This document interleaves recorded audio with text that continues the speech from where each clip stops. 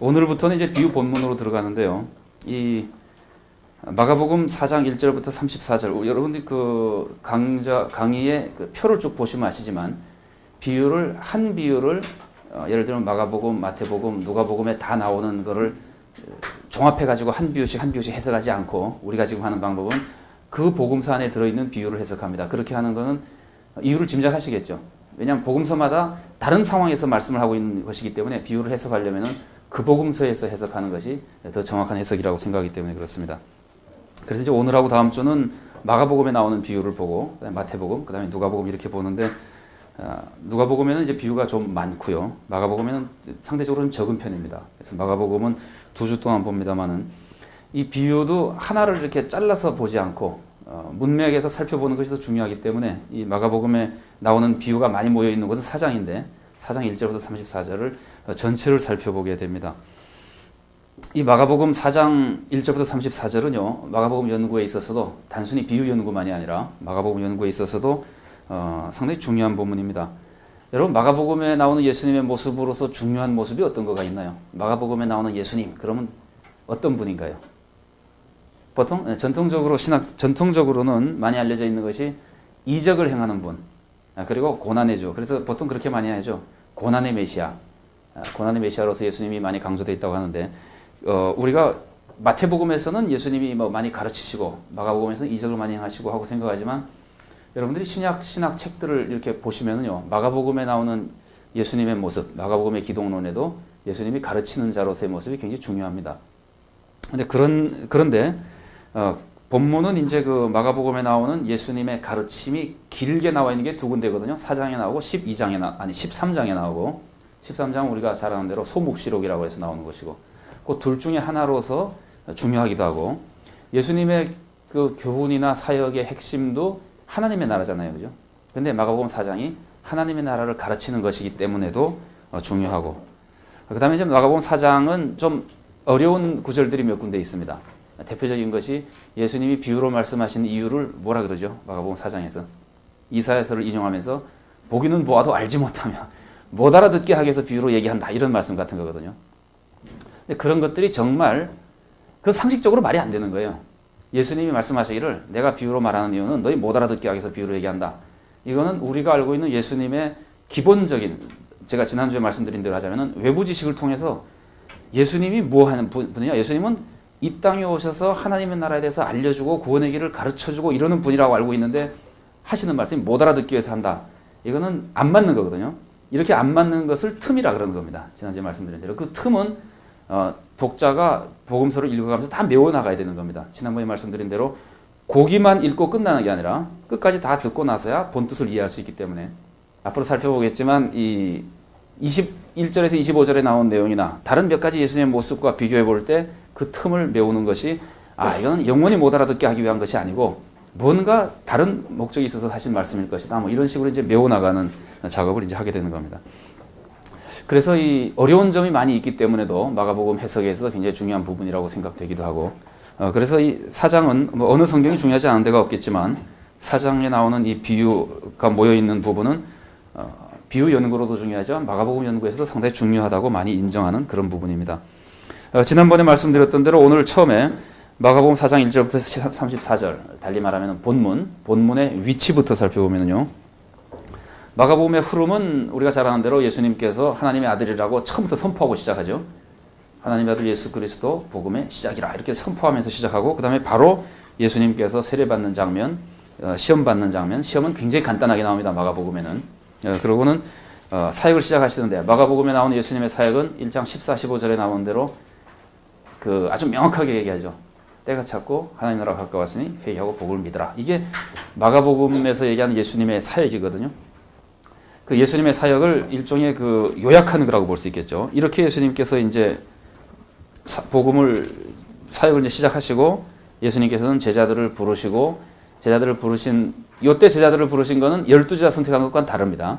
마가복음의 플롯 우리가 뒤에 금방 나오지만, 이때는 제자들을 이제 처음에 4명 불렀고요. 그 다음에 다른 사람들이 많습니다. 그 사람들을 복음서에서는 이 제자와 12사도를 구별할 때도 있고, 그냥 제자라는 말만 가지고 12제자만 가리킬 때도 있고, 따르는 사람을 다 가리킬 때도 있고 그렇습니다.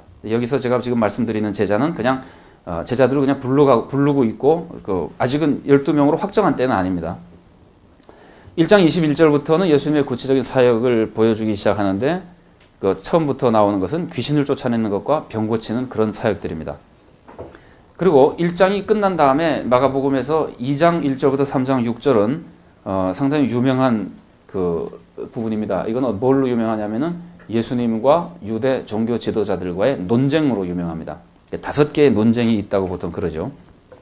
그래서 지도자들과 논쟁하는 장면이 나오고 그 다음에 좀 지난 다음에 예수님께서는 따르던 많은 사람 중에 12명을 선택합니다. 3장 13, 14, 15절에 나온 내용이죠.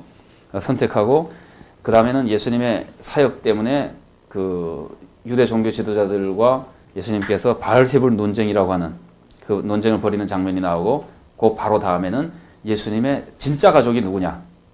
잘 아시는 내용들이죠. 근데 왜 제가 이렇게 얘기를 이렇게 구체적으로 말씀을 드렸냐면요. 요 다음에 3장 35절이 끝난 다음에 우리가 지금 읽어야 되는 본문이 나오거든요.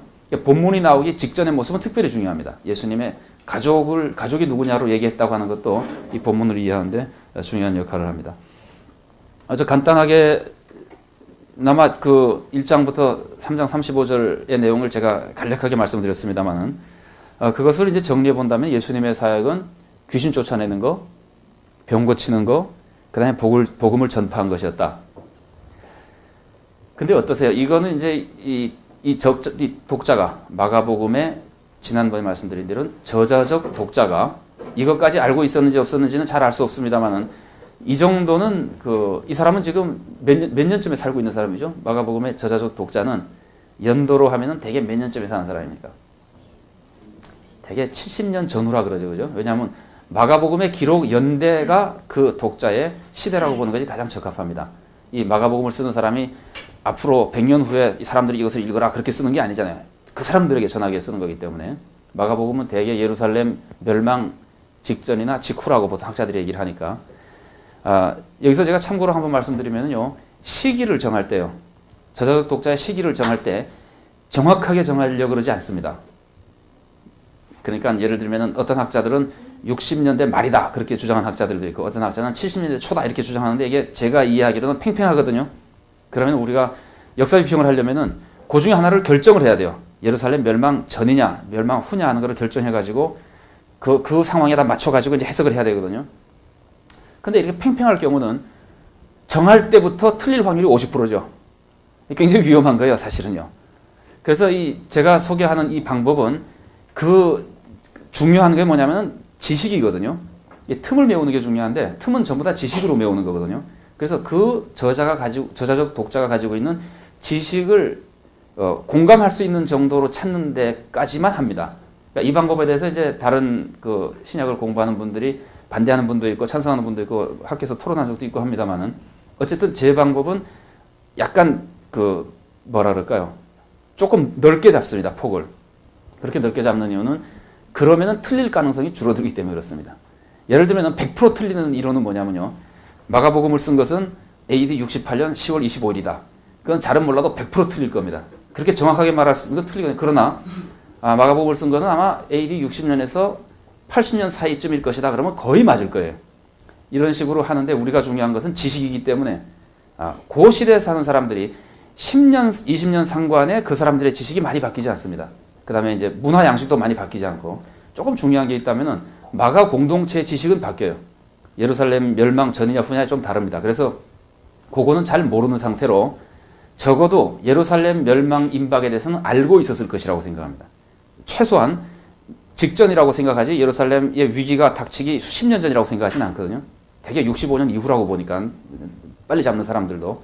그래서 예루살렘 멸망에 대해서는 감을 잡고 있는 사람, 지금 눈으로 보고 있거나 아니면 멸망을 본 사람, 그래서 멸망에 대해서 굉장히 많이 아는 사람이라고 생각합니다. 요거는 이제 다음 주에 우리가 종말에 관한 13장의 비유를 해석할 때 그런 지식들이 조금 필요합니다. 오늘은 거기까지는 생각할 필요가 없습니다만은. 그래서 어쨌든 저자적 독자가 이제 그런 상황에서 마가복음을 이제 읽을 것이다 그러는데 이때 제가 아까 다시 여쭤보려다 말았던 것이 예수님께서 귀신 쫓아내고 병 고치고 복음을 전했는데 이 사람들이 예수님의 사역이 끝난 후, 죄송합니다. 지상사역이 끝난 후 성령의 감동 속에서 신앙생활을 쭉 하면서 많은 것을 깨달았잖아요. 부활하신 후에 많은 것을 깨달았거든요. 이렇게 깨달은 사람이 이것을 알았겠는가 하는 질문을 한번 해보는 거예요. 우리가 이제 지금 신학하는 사람들은 다 아니까 그 사람들도 알았겠느냐. 어떠세요? 목사님들은 병 고치는 거하고 귀신 쫓아내는 걸 한 부류로 놓읍시다. 기적으로 막 행하는 거니까. 이 기적 행하는 거하고 하나님 나라를 전파하는 거하고 어떤 관계가 있습니까? 아무런 관계도 없습니까? 관계가 있습니까? 어떤 관계가 있죠? 그걸 이제 말로 설명하려면 좀 어렵죠, 그죠? 길게 설명하셔야 되니까. 이 자리에서 그거 일어나서 설명하실 분은 안 계시죠. 왜냐하면은 다 알 텐데 내가 일어나서 왜 그런 짓을 해. 그런데 저 같으면 쉽게 이렇게 표현할 방법이 있다고 생각합니다.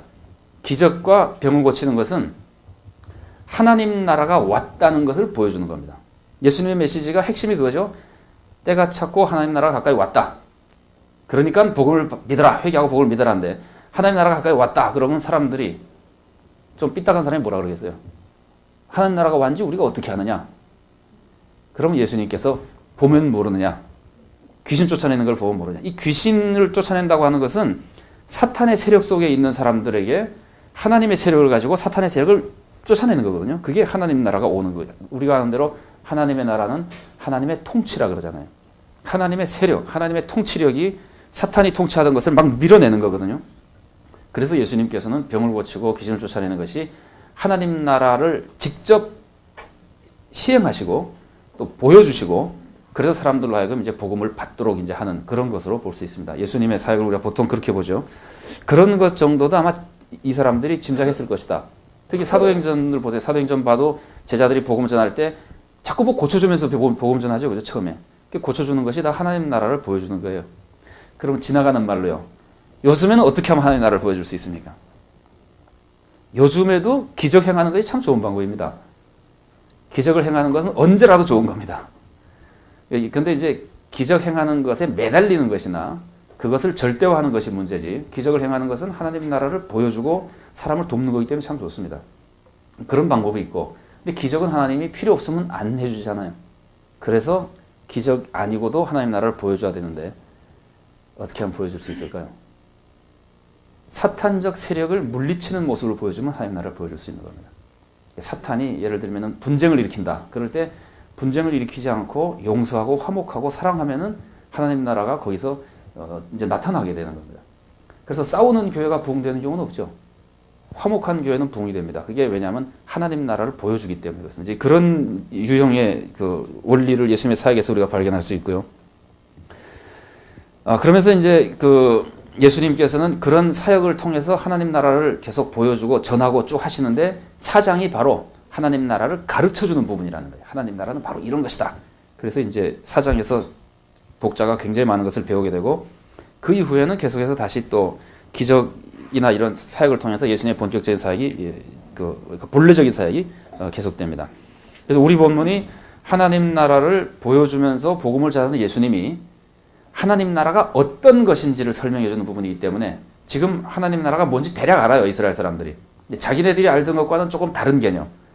자기네들이 알던 개념으로서 예수를 볼 때 좀 이상했던 것들을 해결해 주는 그런 의미에서 하나님 나라의 모습을 사장에서 예수님이 보여주시고 계속 사역하는 것으로 돼 있는 그 위치를 우리들이 연구하는 비유가 차지하고 있습니다. 이제 4장 1절부터 34절에 본문 전체를 우리가 놓고 구조를 조금 살펴본다면요. 여러분 인클루지오가 뭔지 아세요? 인클루지오 여기 써 있는데 근데 뭐 설명을 하시지는 않더라도 안다 모른다고는 얘기를 해주시면은 제가 조금 도움이 되겠죠. 그죠? 또 괜히 아시는 걸 가지고 막 5분 10분씩 설명하면은 시간 낭비니까. 또 혹시 모르시는 분이 20-30% 차지하고 있는데도 그냥 아는 걸로 하고 넘어가면은 그것도 또 신뢰가 되고. 인클루지오는 한 문단에 제일 첫머리하고 제일 끝부분에 같은 단어나 같은 문구나 비슷한 어떤 형태를 둬가지고 그 사이에 있는 거를 묶어주는 역할을 하는 것이 인클루지오입니다.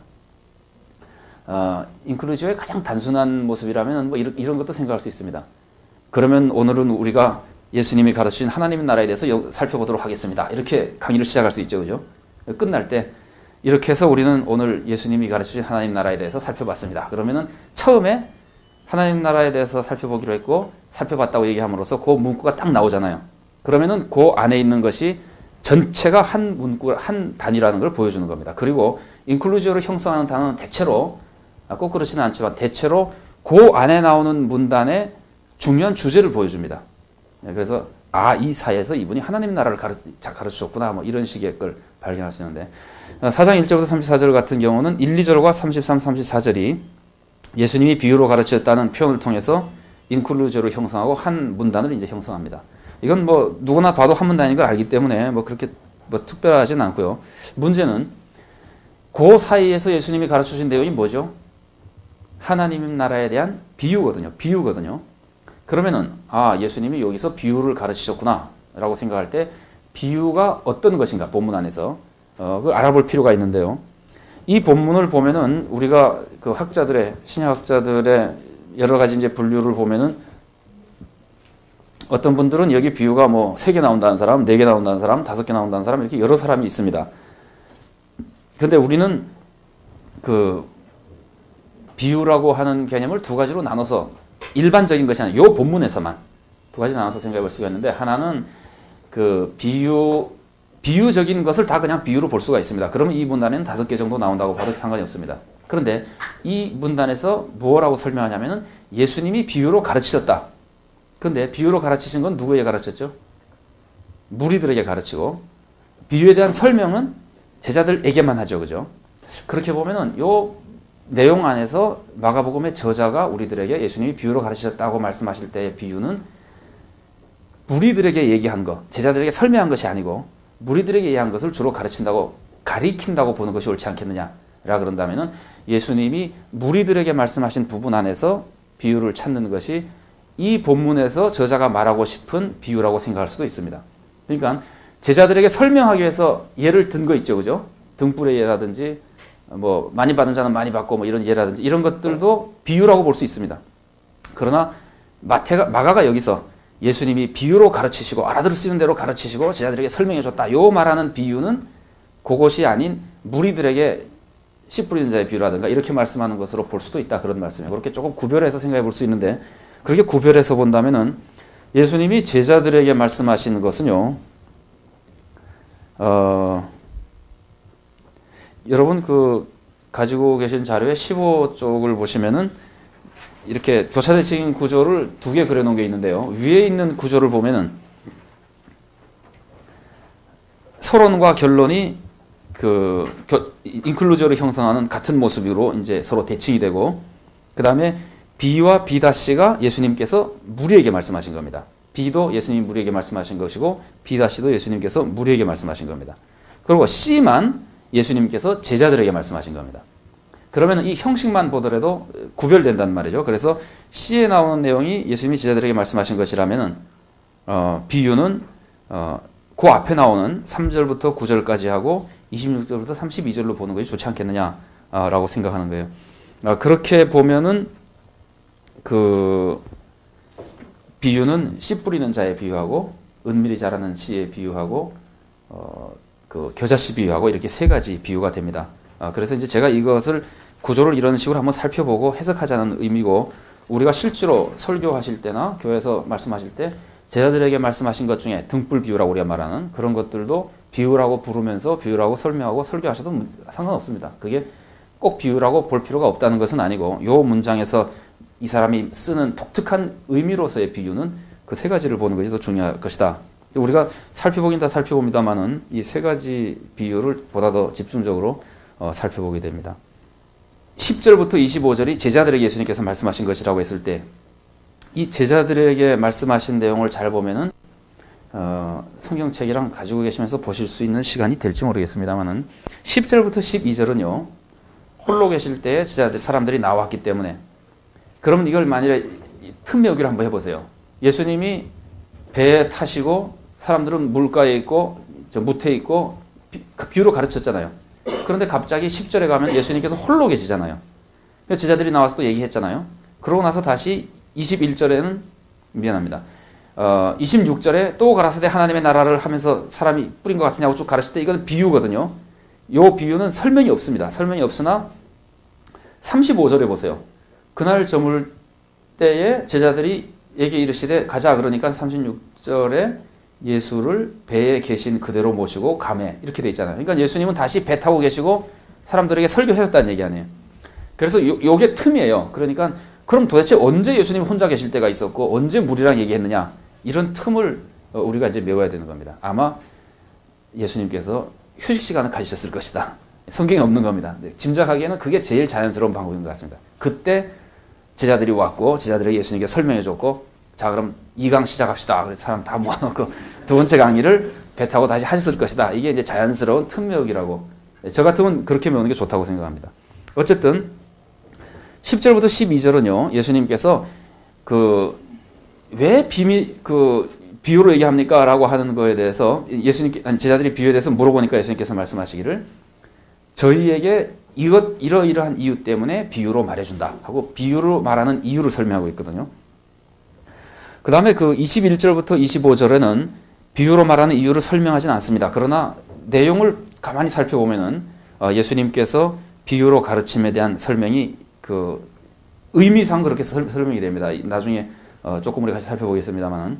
그래서 대응이 되고 이 10절과 12절, 10절부터 12절하고 21절부터 25절이 대응이 되고, 그 다음에는 씨 뿌리는 자의 비유에 대한 해설이 13절부터 20절에 나옵니다. 이거는 우리가 보통 말하는 알레고리적인 해석이죠, 그죠? 씨는 누구고 씨 뿌리는 사람 누구고 쭉 해석이거든요. 그런데 그 두 번째 나오는 구조를 교차 대칭 구조를 딱 보면은요, A, B, C, D, C-, B-, A- 이렇게 돼 있잖아요. 근데 위에 나오는 C 하나로만 해놓은 거는 제가 충분히 구조를 한 것이 아닙니다. 아직 청중의 변화만 가지고 살펴본 것이고, 진짜 내용까지 다 살펴보면 A, B, C, D, C-, B-, A-가 맞는 구조라고 생각하거든요. 구조가 이렇게 형성됐을 때요, 요 7문단 중에서 제일 중요한 게 뭐겠어요? 이때 강조되는 것이 D입니다. D. 이게 이제 교차 대칭 중에서 홀 교차 대칭이라고 하는 거거든요. 교차 대칭이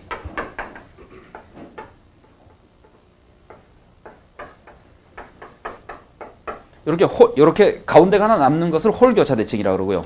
가운데가 없는 게 있어요. 우리 요번에도 나와요. 뒤에 가보면은 없이 그냥 C, C- 이렇게만 대응되는 것이 있습니다. 요건 짝 교차 대칭이라고 부르는데, 홀 교차 대칭에서는요, 가운데 나와 있는 것이 강조되는 부분입니다. 이 교차 대칭법의 특징입니다. 그래서 이 문단에서 여러 가지 비유가 굉장히 중요하지만 우리가 관심 가지고 잊어버리지 말고 잘 봐야 될 것 중에 하나는 씨 뿌리는 자의 비유의 해설 부분이라는 거예요. 이 해설이 상당히 많은 것을 우리들에게 암시합니다. 이 해설을 이해해야지만 비유를 잘 이해할 수 있고, 이 비유를 잘 이해해야지만 앞으로 나오는 비유를 또 이해할 수 있습니다. 예수님께서 그렇게 말씀하시죠. 이것도 모르면서 어떻게 딴 걸 알겠느냐. 그래서 이 D 부분이 강조됐다고 하는 거 우리가 기억하고 구조에서 넘어갑니다. 지난번에 비유 연구하는 연구 방법에 대해서 제가 말씀드릴 때 비유의 위치, 구조, 그 다음에는 저자적 독자의 지식, 이렇게 쭉 살펴봤었는데요. 이 지식 부분은요, 지식에는 보통 무엇과 어떤 지식과 어떤 지식이 있죠?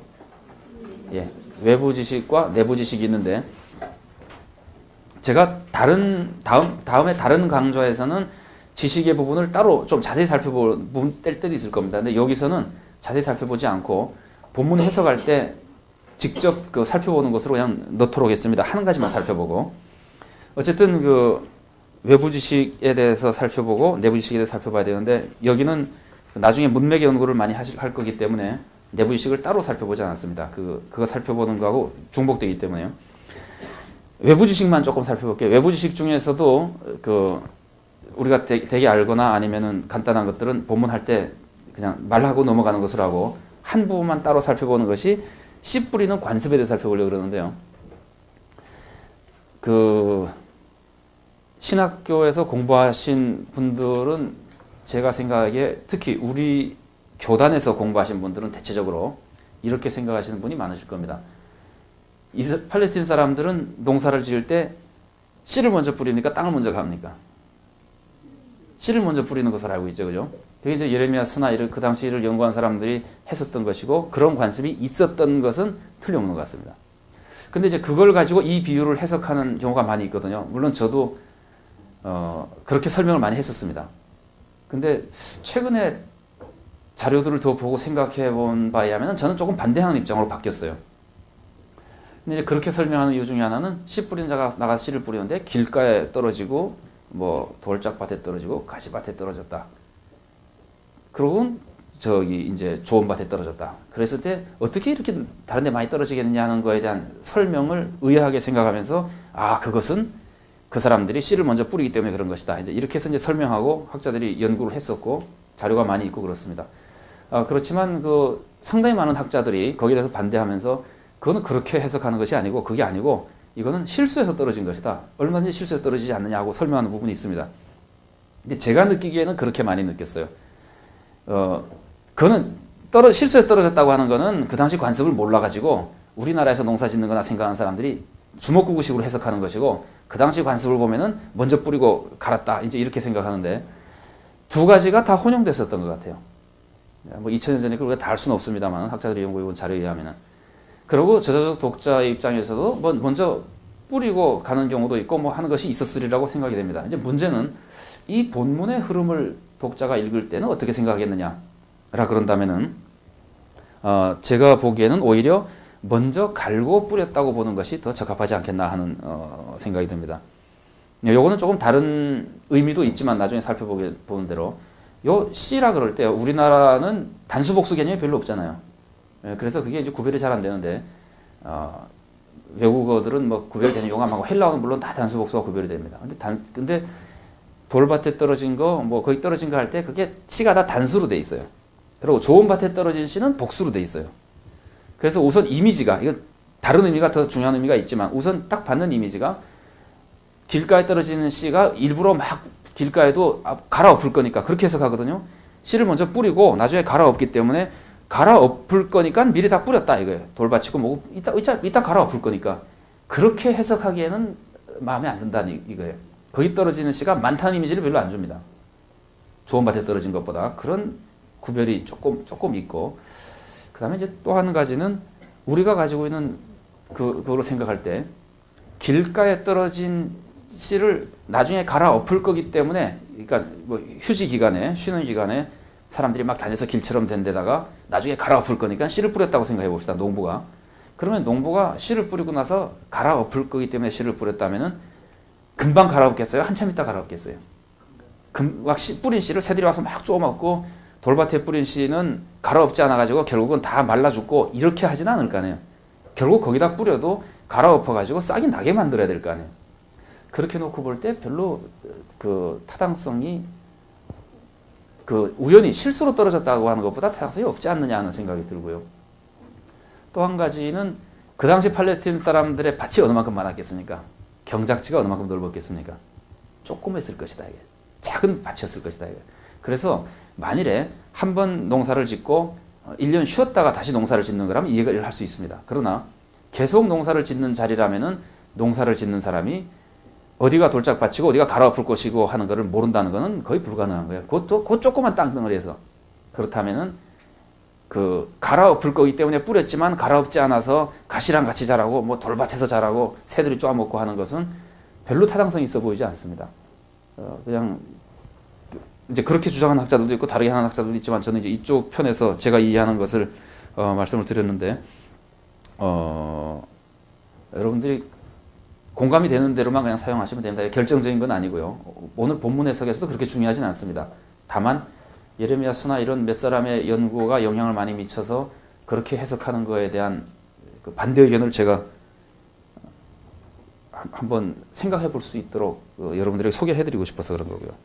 당시 일상적인 결실은 굉장히 농사 효율이 낮았는가 봐요. 그래서 수확이 그냥 뿌린 씨에 대해서 7, 8배나 10배 정도면 많은 정도였다 그럽니다. 그런데 여기서는 몇 배 맺는다 그러죠? 30배, 60배, 100배. 그래서 이 표현 자체는 그 당시 사람들의 눈으로 딱 볼 때 이거는 굉장히 많이 열매 맺는 것이구나 하는 이미지를 강하게 줍니다. 그 다음에 이제 그 당시 유대 사회나 그레코로만 사회까지도 많이 퍼져 있었던 그 사람들의 사고방식 중에 하나님이 씨를 뿌리는 분이고 사람들은 여러 종류의 그 씨를 받아서 열매를 맺는 여러 종류의 땅이라고 하는 그 비유적 교훈이 많이 있었던 사회였습니다. 그러니까 씨 뿌린 자의 비유를 딱 들으면은 그런 비유를 많이 들어왔었기 때문에 사람들이 씨 뿌리는 분은 하나님이시고 하나님 말씀을 사람들이 어떻게 반응하는 것이구나 하는 것 정도를 짐작할 수 있다는 거예요. 사람들이. 요거는 중요합니다. 왜냐하면은 예수님이 설명하잖아요.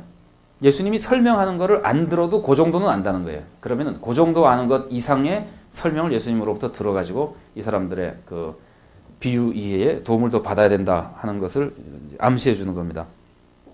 외부 지식은 아까 말씀드린 대로 뒷부분을 계속 하면서 더 살펴보기로 하고요. 본문 해석에 대해서 조금씩 살펴보면은요. 그 본문 해석은 여러분 비유 그러면은 목회 한 이제 그 횟수가 좀 있으시고 목회를 뭐라 그럴까요? 한지 좀 되신 어느 정도 기간이 지나신 분들은 설교를 많이 해보시다 보면은 비유에 대해서 설교를 많이 해보셨잖아요. 씨 뿌린 자의 비유 설교해 보셨죠? 은밀히 자라는 씨의 비유는 어떻습니까? 은밀히 자라는 씨의 비유는 저는 설교를 별로 많이 못 들어봤는데 겨자씨 비유나 씨 뿌린 자의 비유는 저도 설교를 많이 들어봤거든요. 그러니까 목사님들이 많이 해보셨을 거예요. 그렇다고 하면은 여기서 우리가 강좌 시간을 통해서 이걸 살펴보지만 여러분들이 아시고 계신 내용이 굉장히 많습니다. 그래서 그래서도 좀 이유가 되고 한 문단 한 문단의 설명을 장황하게 하려고 생각하진 않고요. 쭉 살펴본 다음에 문맥 간에 연관되는 것들을 소위 말하는 인과관계나 내부 지식이나 혹은 회상이나 이런 것을 통해서 어떻게 이 메시지가 더 보강되고 아니면 보완되고 혹은 수정될 수 있는가 하는 것들을 조금 더 많은 시간을 할애하려고 생각합니다. 우선 여기 있는 문단을 아까 제가 잘라놨던 문단들을 하나씩 보면은요. 1, 2절은 그냥 서론적인 배경을 쭉 가르치는 모습이고 예수님을 믿는 사람이 아니면은 지금은 아직 제대로 믿는 사람들은 없습니다. 아직은 예수님을 다 왜곡되게 따르고 믿고 하죠. 그러나 적어도 예수님을 어느 정도 믿고 따르는 사람들이 아닌 아까 말씀드린 제자들입니다. 12제자가 아니고 일반적인 제자들. 그 제자들이 아닌 그냥 불신한 상태에서 예수님을 쫓아온 사람들도 있습니다. 그 중에는 반대하기 위해서 쫓아온 사람들도 있습니다. 그래서 예수님이 사역하는데 같이 있었으나 예수님이 무슨 말씀을 하시면 속으로 아니 그러면서 원망하고 이런 사람들이 있었죠. 생각납니까? 누가 그랬었죠? 예수님이 사역하고 가르치시는 곳에 같이 자리 잡고 있었으나 예수님이 하는 행동을 보고는 이 사람이 참남하도다. 생각나죠? 바로 앞에 2장에서 지붕 뚫는 사건 같은 거 있을 때 그 주위에 있었던 종교 지도자들이 그러잖아요. 그러니까 믿고 따르는 사람만이 아니라 반대하는 사람들도 있었고 방관하는 사람들도 있었고 이런 사람이 섞여 있었을 텐데 본문에서 말하는 외인이라고 하는 사람들은 이제 그런 사람들, 예수님을 따르는 마음이 없는 사람들을 가리키고 그런 사람들까지 섞여 있는 상태에서 지금 예수님께서 비유로 가르치시는 겁니다. 자, 3절부터 9절이 소위 말하는 씨 뿌리는 자의 비유거든요. 그럴 때 보세요. 3절에 들으라. 이렇게 말하죠. 그죠? 그리고 9절 보면은 귀 있는 자는 들으라. 이렇게 얘기하죠. 그래서 이런 것들을 볼 때 이 들으라라고 하는 말이 인클루지오로 형성하는 거예요. 그래서 비유가 여기서 시작되어 여기서 끝났다 하는 걸 알게 되는 것이고 들으라는 말을 예수님께서 특별히 강조해서 얘기하는 것은 이 비유는 조심해서 들어야 되는 것이다. 왜냐하면 그냥 직설적으로 쭉 얘기하는 것보다 비유는 어렵잖아요. 그러니까 이거는 조심해서 들어야 되는 거예요. 내용이 중요하기도 하지만 상당히 주의해서 잘 듣고 잘 해석해야 되는 것이라고 하는 이미지를 줍니다. 근데 이 이미지는 곧바로 회상에 의해서 13절에 중요한 말씀을 하죠. 너희가 이 비유를 알지 못할진데 어떻게 모든 비유를 알겠느냐. 이 비유를 이해하지 못하는 사람은 다른 비유를 이해하지 못한다는 말이거든요. 그래서 이 비유를 잘 해석하는 것이 굉장히 중요하다는 이미지를 알려줍니다. 그 다음에 이 비유에 대한 해석 부분이 아까 교차대칭 구조에서 중앙을 차지하고 있었죠. 그죠? 그러니까 이 비유의 해석이 중요하다는 그 구조 자체도 이 비유를 잘 듣고 잘 이해하고 잘 해석하는 것이 중요하다는 의미를 이미지를 우리들에게 줍니다. 그러면 이 문단에는 문학기법이 몇 가지 나오는데 한 가지는 대조하는 모습이 나타나요. 그러니까 우리가 다른 방법에서 봤었던 것을 그냥 떠나서 순수하게 우리가 이것을 문학적인 특징에서만 관심을 가지고 봐도 중요한 것 중에 하나는 열매를 맺는 씨와 열매를 맺지 못하는 씨와의 대조가 중요한 모습으로 등장합니다. 근데 그 대조도 재밌는 것이 열매를 맺지 못하는 씨는 점점 덜 악한 상황으로 나타나니까 제일 처음에 돌밭에 뿌려진 씨가 제일 심하죠. 미안합니다. 길가에 떨어진 씨가 제일 심각하죠, 문제가. 그 다음에는 돌밭에 떨어진 게 좀 덜하죠. 싹이라도 나다가 없어지잖아요. 가시밭에 떨어진 건 어떻게 되죠? 막 자라긴 자랐는데, 자라기는 끈질기게 자라는데 억눌리면서 자라가지고 결국은 결과가 없는. 그러니까 상황이 제일 악하다가 점점 덜해지는 기분이 들고, 열매가 맺어지는 건 어떻게 맺어지죠? 30배, 60배, 100배. 그러니까 끝에가 제일 강하고 이쪽은 처음이 제일 강하고, 이렇게 이제 서로 맞대응되게끔 되어 있는 모습, 이런 것들도 우리에게 대조해주는 이미지를 줍니다. 그 굉장히 재밌는 거는요, 30배, 60배, 100배 열매를 맺는 씨가, 제가 아까 좋은 밭에 떨어진 씨가 복수라 그랬잖아요. 나쁜 데 떨어지는 거는 단수인데 여기 떨어지는 씨는 복수였거든요. 좋은 밭에 떨어진 씨. 근데 복수였던 좋은 밭에 떨어진 씨가 열매를 맺을 때는 30배 맺는 거, 60배 맺는 거, 100배 맺는 게 다 하나씩으로 나타납니다. 그래서 이 하나가 1대1로 이렇게 대응되는 기분을 우리들에게 주게끔 돼 있어요. 이거는 우리가 그 당시 헬라 수사학이나 헬라어를 알고 있는 독자가 들었을 때는 그 단수복수의 개념이나 점층법이나 대조법이나 이런 수사학이 아주 익숙한 사람들이기 때문에요. 그 사람들에게는 굉장히 쉽게 발견될 수 있는 모습이었으리라고 생각됩니다. 대조되는 거. 제가 학생들이랑 수업하면서 헬라의 이런 여러 가지 수사학을 독자가 알았을 것이다. 그러면 학생들이 가끔 이렇게 물어본 경우가 있어요. 그 사람들이 무식했을 텐데 그거 알았겠습니까? 뭐 이러는데요. 제가 알고 있는 바에 의하면은, 학자들이 연구한 바에 의하면은 그 문화는, 헬라 문화는 문화 자체가 한마디로 수사학의 문화예요. 그래서 어느 정도로 그 사람들이 수사학에 익숙하냐면은 문맹자도 말하는 거에 대한 수사는 다 알아듣습니다. 이게 어떻게 흘러가는 것이구나, 어떤 수사학적으로 지금 연결되어 있는 거 하는 걸 알아듣는다 합니다. 심지어 그레코로마 세계 안에서 헬라 문화가 발달되어 있는 그 중심 지역이 아니고 막 변두리 있잖아요. 팔레스틴 변두리마저도 그런 거에 영향을 많이 받았을 것이다.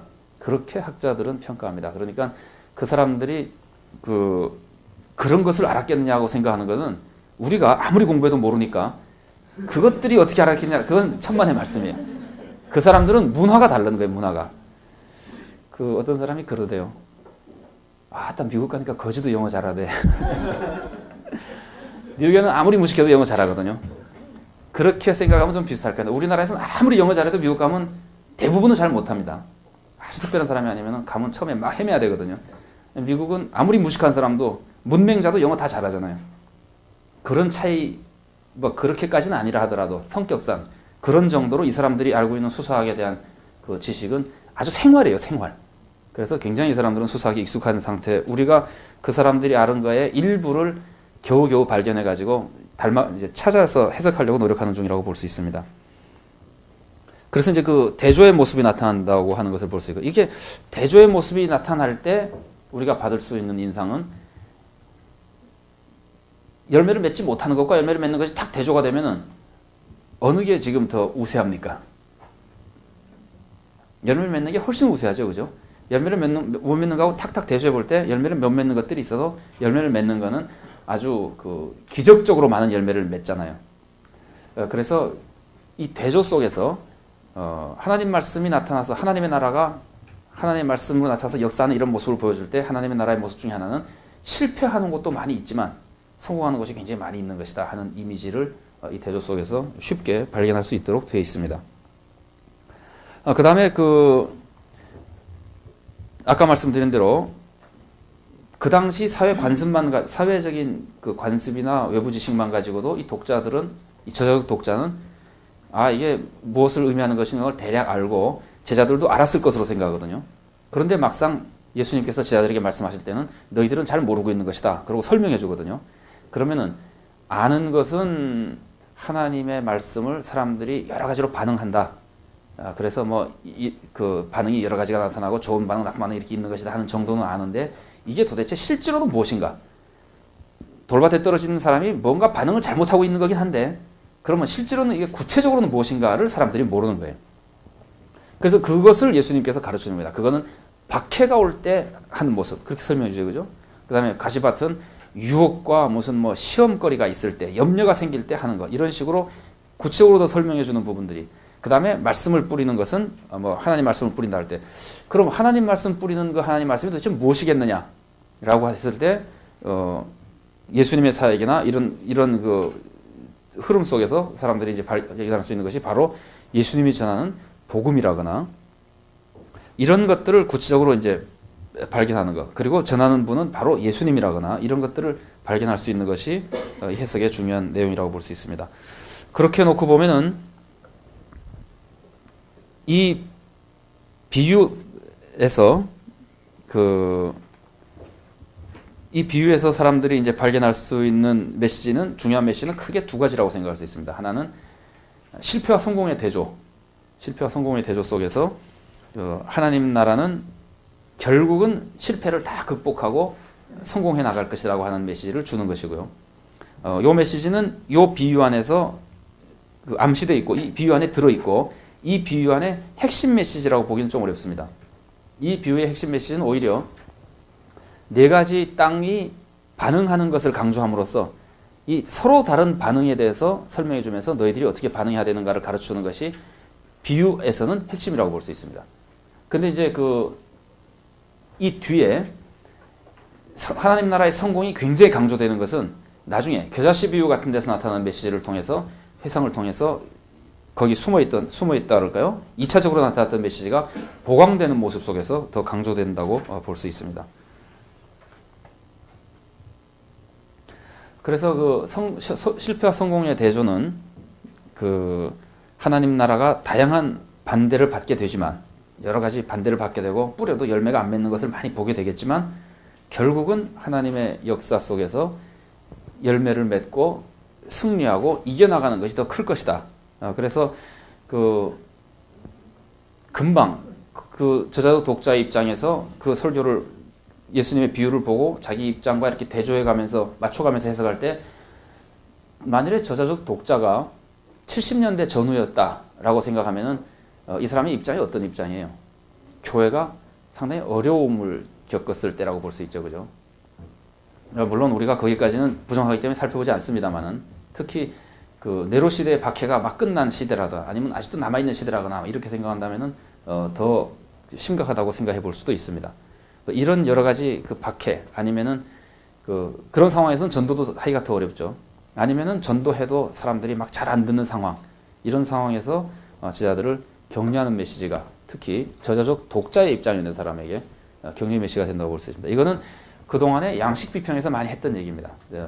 초대교회의 삶의 자리라 그래가지고 많이 했던 것인데 초대교회 삶의 자리와 별로 연관시키지 않아도 이 본문의 문학 구조 안에서 우리가 쉽게 발견할 수 있는 메시지입니다.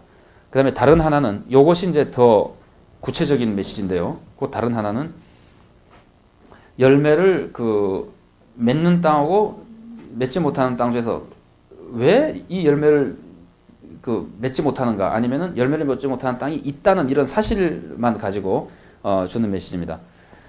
이 본문에 들어가기 전에 예수님의 생애에서 종교 지도자들과의 논쟁이 나왔지만 사람들은 예수님의 교훈을 받아들이지 않는 사람들이 많이 있다는 걸 봤잖아요. 심지어 3장 뒷부분에 가보면 논쟁 끝부분에 가보면은 사람들이 예수님을 막 죽이려고 그러잖아요. 바리새인들이 나가서 어떻게 하면 예수를 죽일까 막 의논하고 그러거든요. 그러면은 왜 이 사람들이 이제 이런 유형의 사람들이 있다는 것을 알고 있기 때문에 이 열매를 맺지 못하는 씨의 모습들은 아하 이런 사람들이 이런 이유로 못 맺는 것이구나. 어떤 사람은 말씀을 들어도 들은 동 마는 동 다 사탄에게 먹혀버리고 말씀이 마음에 들어가지도 못하고 없어져 버리고 그런 사람들은 그래서 반대하고 또 어떤 사람들은 따르는 듯 하다가 또 반대하고 그래 따르긴 하지만 뭐 아무것도 없어져 버리고 뭐 이런 식의 상황을 사람들에게 설명해 줍니다. 근데 아까 말씀드렸던 대로 이 비유가 시작되기 바로 직전에 나타난 문단이 뭐였죠? 예수님의 진짜 가족에 대한 얘기잖아요. 그럼 진짜 가족에 대한 얘기를 보게 되면은 그 메시지 안에서 예수님의 진짜 가족이 되는 사람은 어떤 사람이에요? 하나님 말씀을 듣고 그대로 행하는 사람이죠. 그러면은 거기서 배운 그 메시지가 씨 뿌리는 자의 비유에 금방 들어오게 되면은 좋은 밭에 떨어져서 열매를 맺는다는 것은 뭘 하는 겁니까? 하나님 말씀을 받아서 그대로 행하는 것이다. 그러니까 열매를 맺는 게 도대체 뭐냐? 만일에 여기서 좋은 밭에서 열매를 맺는 것은 전도를 많이 하는 것입니다. 그러면은 그림이 조금 틀려지는 거예요. 그거는 전도하는 열매보다 전도하는 열매는 다른 각도에서 있습니다. 있긴 있는데 그 장면에서는 그러니까 돌밭에 떨어져서 아무것도 못하는 사람하고 금방 없어진 사람이랑 좋은 밭에 떨어진 사람이랑 대조는 그 앞에 나오는 하나님 말씀대로 받아서 행하는 사람이냐 아니냐는 것에 더 가깝습니다. 그래서 실제로 말씀대로 순종하며 사는 사람의 문제로 해석하는 것이 이 문맥의 흐름상 해석이 더 정확하다고 볼 수 있습니다. 그 다음에 이제 이 비유를 읽으면서 이제 독자가 알잖아요. 아하, 예수님의 말씀을 들어도 그대로 살지 않은 사람들이 많구나. 그런데 보세요. 돌밭에 떨어진 사람은 말씀을 받은 사람이니까 받지 않은 사람입니까? 가시밭에 떨어진 사람은 말씀을 받은 사람이죠. 어쩌면은 말씀을 받고 계속 쫓아다닌 사람이죠. 그러면 이 사람들은 제자에 가까운 사람이죠. 그러면 무슨 의미가 여기 내포되어 있냐면은 말씀을 이해하고 다시 처음부터 말씀드려볼게요. 예수님께서 비유로 말씀하시면은 아예 못 알아듣는 사람 있죠. 외인들 못 알아듣는 사람들 있어요. 그 다음에 못 알아듣는 사람들 빼고 제자들에게 예수님이 가르쳐주죠. 그러면은 가르쳐줘서 말씀을 다 배우고 받아들였어요. 이 사람들 중에 돌밭하고 가시밭이 있는 겁니까 없는 겁니까? 있는 거죠, 그죠? 그래서 그 사람들에게 굉장히 심각한 경고의 메시지가 됩니다. 너희들이 지금 제자고 지금 말씀 듣고 지금 뭐 다 알아듣고 특별히 설명까지 다 들어도 너희들 중에서도 얼마든지 가시떨기에 떨어질 수도 있고 돌밭에 떨어질 수도 있다 이거예요. 마가복음 해석에서 이 사장이 굉장히 중요하다고 해석하는 분 중에서는요. 이렇게 하는 분들이 제법 많이 있습니다. 여기 나오는 이 네 가지 부류의 사람들이 마가복음에 나오는 모든 등장인물의 부류다 이거예요. 그래서 이제 분류해버려요. 씨가 뿌려지자마자 길가에 떨어진 씨처럼 싹 먹혀버리는 사람, 어떤 사람들이겠어요? 마가복음에 나오는 인물들 중에서 금방 알 수 있겠죠. 바리새인 같은 사람, 들어도 반대만 하는 사람. 예를 들면 그런 사람도 있고 돌밭에 떨어진 사람 뭐겠느냐 그러면은 이 학자들은 돌밭에 떨어진 사람들은 주로 제자들일 거라고 생각합니다. 제자들이 기쁘게 막 다 버리고 쫓아다니는데 조금 있으면은 예수님을 부인하고 배신하고 그러죠. 그래서 그게 어느 만큼 정확할지 모르는데 그런 식으로 연구하는 사람들은 이 장이 나오는 이 네 가지 밭이 마가복음을 이해하는 상당히 중요한 플롯을 암시해 준다고 얘기하기도 하고 그렇습니다. 뭐 이제 그런 의미에서 그 비유의 이제 의미가 중요한 의미를 부여준다고 볼 수 있고요. 10장 10절부터 4장 13절부터 20절은 우리가 잘 아는 대로 해석 부분이죠, 그죠? 비유에 대한 해석 부분이고 우리가 뭐 다 잘 아는 내용입니다만은 이 해석 부분이 도대체 왜 여기서 중요하겠느냐라고 한다면요, 이 해석이 두 가지 의미에서 이 마가복음 4장 이해에 도움을 주거든요. 하나는 해석의 원리를 가르쳐준다는 거예요. 그러면 이 해석 부분이 가르쳐주는 해석의 원리는 뭐예요? 해석의 원리는 신기하게도 알레고리적인 해석입니다. 지금 공부했다고 하는 목사님들 중에 알레고리로 해석하는 건 나쁘다고 생각하는 것이 일반적인 추세죠, 그죠? 제가 다음 주에 그 알레고리 비유를 연구해야 되기 때문에 다시 말씀드리겠습니다만 알레고리로 해석하는 것이 잘못된 건 아닙니다. 알레고리로 해석하는 것이 잘못된 것이 아니고 알레고리가 아닌데 알레고리로 해석하는 것이 잘못된 것이지 알레고리는 알레고리로 해석해야 됩니다. 예수님은 알레고리적인 표현이 많이 있으시기 때문에 이런 경우는 알레고리적인 내용을 이해해야지만 그 메시지의 진짜 의미를 알 수 있다. 구체적인 의미를 알 수 있다는 거예요. 또 한 가지는 알레고리적인 예를 설명하면서 예수님께서 구체적인 예를 들어줬다고 하는 거예요. 그러니까 돌밭이라고 하는 것은 무엇을 의미하겠는가? 씨는 무엇을 의미하겠는가? 그래서 아니면 땅은 무엇을 의미하겠는가? 이런 구체적인 예가 다음 것을 해석할 때 도움이 되기도 하고, 근데 비유 자체가 바뀌어 버렸기 때문에요. 상징의 의미가 바뀌기도 해요. 그래서 재밌습니다. 예를 들면은 여기 지금 새가 씨를 먹었다 그랬을 때 예수님께서 설명하실 때는 사탄이 말씀을 뺏어 버리는 거라 그러잖아요. 그런데 겨자씨 비유에는 겨자가 잘 자라면 새들이 막 몰려온다 그러잖아요. 근데 그때는 이 새는 사탄적인 역할을 했지만 겨자씨에 나오는 새는 그게 아니고 온 이방, 소위 말하는 열방의 민족을 상징하거든요. 그래서 똑같지는 않습니다. 그래서 해석하는 원리와 구체적으로 대응시키는 방법을 여기서 배운 것 자체가 겨자씨 씨 뿌린 자의 비유 이해에도 도움이 되고 그 이해가 다른 비유를 해석하는 원리를 가르쳐 주기도 하고 경우에 따라서는 구체적으로 이 씨는 결국은 말씀을 의미한다고 했을 때 은밀히 자라는 씨나 겨자씨 비유에서의 그 연결을 통해서 의미가 더 잘 이해되도록 하는데도 도움이 되는 막 그런 역할을 한다고 볼 수 있습니다. 아니라 거기는 그냥 넘어가죠. 잘 아실 수 있는 부분이기 때문에. 그다음 21절부터 25절을 보면은요. 이 21절부터 25절은 그 두 가지 각도에서 이 구조를 살펴볼 필요가 있습니다. 하나는 요 문단 자체가 가지고 있는 구조. 또 하나는 이 문단이 아까 어느 거하고 대조가 됐죠. 제일 처음에 그 전체 본문의 구조를 볼 때 10절부터 12절하고 21절부터 25절이 대응되잖아요. 그죠? 그러면 대응되는 것과 맞춰 가지고 우리가 그 문단을 더 잘 살펴볼 필요가 있습니다. 자체 구조를 보면은 또다시 교차대칭법이 나오는데 그 교차대칭법에 의하면은 말씀을 들으라고 하는 것이 강조된 부분이고 그 다음에 아까 끝날 때쯤에 제가 말씀드렸던 에르케타의 홀 리크노스 그래서 등불이 오는 것 등불이 오는 것은 무엇 때문에 오는 것이냐 하나님의 비밀을 널리 알려주기 위해서 오는 것이다 이런 이미지를 주죠. 그래서 10절부터 12절의 말씀을 보완해 줍니다. 거기 못 알아듣게 하겠다고 하는 말을 보완해 주고 예수님께서 이 오시는 것은 그 비밀이 그러면 일시적으로 숨겨졌다가 언젠가는 밝히 알려질 텐데 언제 알려지겠느냐 그러면은 저자적 독자는 이미 교회 시대를 경험하고 있는 사람이기 때문에 성령이 임하시고 사람들이 하나님의 말씀을 그 배우게 되고 깨닫게 되고 하는 것 그 역사가 일어난 걸 쭉 알기 때문에요. 이것이 부활 이후에 나타난 하나님 말씀에 대한 그 깨달음과 관련된 것이라고 하는 것을 쉽게 이해할 수 있습니다. 그 다음에 그 드러내려 하지 않고는 숨긴 것이 없다. 그래서 다 원래 드러내야 되는 것이다. 그 다음에 너희들이 듣는 것을 잘 듣고 그 잘 헤아려야만 된다. 있는 자는 뭐 더 받을 것이다. 이런 표현들을 통해서 제자들이 말씀을 잘 이해해야 되는 것과 예수님께서 말씀을 전하는 이 사역이 저자적 독자의 입장에서는 금방 예수님은 전하시다가 죽으시고 부활하시고 승천하셨잖아요. 그러면은 앞으로도 계속해서 예수님이 떠나신 다음에 계속해서 겨자씨 비유에서나 이렇게 나오는 것처럼 하나님의 나라가 계속 퍼져나갈 거 아니에요.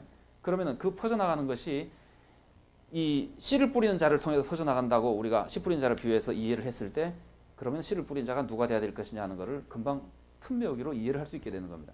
그래서 21절에서부터 25절에 나오는 말씀을 전하는 자가 예수님이 그러셨던 것처럼 이제 앞으로 그 말씀을 전하는 것은 제자들이 해야 되는 것이라는 것을 이해하게 되는 겁니다.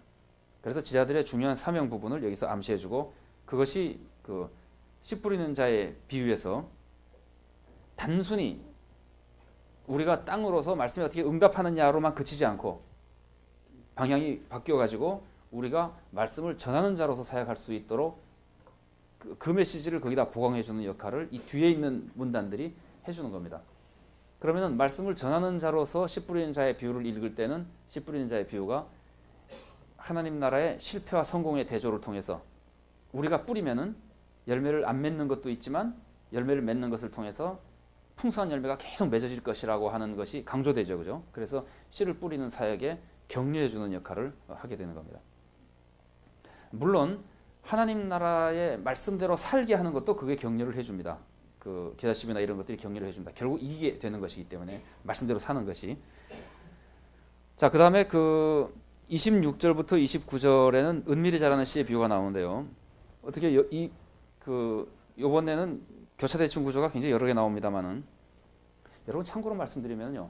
성경의 그 문단을 표현하는 기법 중에 교차대칭법이 굉장히 많습니다.